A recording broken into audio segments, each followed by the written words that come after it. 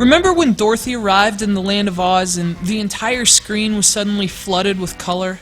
Well, this game takes that concept and turns it into a wildly inventive gameplay mechanic, placing players in an ashen world sapped of color and arming them with the liberating power of paint. This is BLOB for the Nintendo Wii, a game in which color is your weapon and dullness is your enemy. Developed by Blue Tongue Studios, BLOB was one of the most surprising Wii releases of 2008. Back then, there hadn't been many A+ third-party games released for Wii, and combined with the fact that it was based on a free PC game, BLOB didn't seem to have a whole lot working in its favor. Of course, the game paints over that misconception in just a few quick splatters.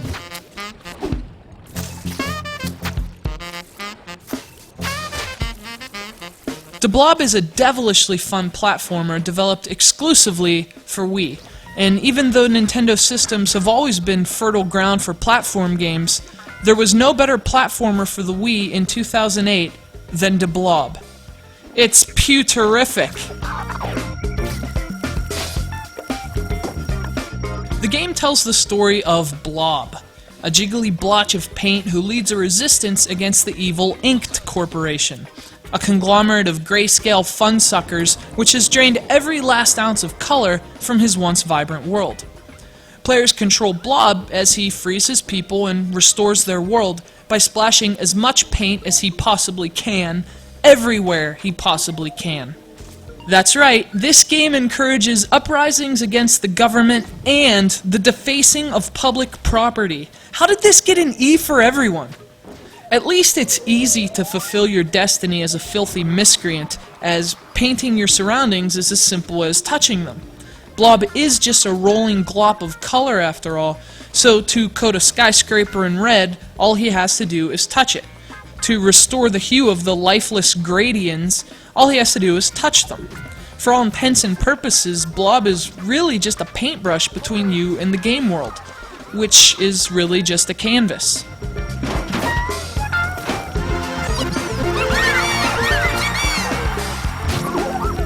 Each level has color quotas you'll need to meet before progressing, and your time, so you have to work quickly and go for the biggest paint bonuses you can.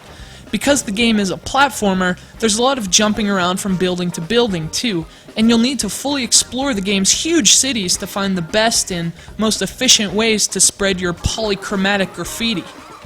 So there's definitely a structure and framework to the gameplay, but BLOB's unhinged creativity is what makes it so much fun. You can blend primary colors to use secondary shades like purple and green, and you can even grab style collectibles that change the pattern with which you paint. So you can use more than just different colors, it's also about designs and shapes too. And although there are specific challenges scattered throughout each level, which require painting certain buildings certain colors, the vast majority of the game's painting decisions, from what to paint to how to paint, is completely up to you. And it's a lot of fun to get creative and paint your surroundings however you want, while fulfilling the game's actual objectives.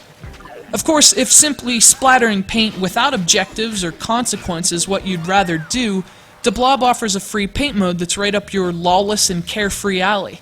Whether you want to actually play the game or simply use it as an interactive coloring book, BLOB plays however you want it to. Obviously, a game based entirely on painting should be colorful, and BLOB most certainly is colorful. There's something really satisfying about arriving in the game's massive, grayscale cityscapes and just drenching them with color. And there's something just as satisfying about it visually. The contrast is spectacular, and fortunately, BLOB is as technically good looking as it is visually pleasing. BLOB leaves splotches and lines of paint prints in his wake and splashes color as he rolls through his environments.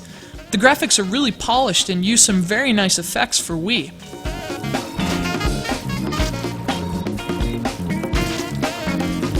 Unfortunately, some of BLOB's paint does peel a bit.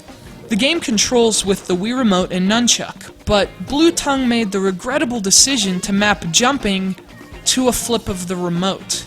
It gets old really fast from both repetition and inaccuracy. You just can't be as precise as you want to be with your jumps when you're shaking the Wii Remote, and for any platformer, BLOB included, that's a bit of a problem. It's also a bit easy, and why a painting-based platformer wouldn't include any sort of pointer mechanic is beyond me. That seems like a missed opportunity for some even more interesting gameplay mechanics. Still, it would take a lot more thinner to dilute paint this beautiful. BLOB is a creative and unique release that really stands out on Nintendo's system.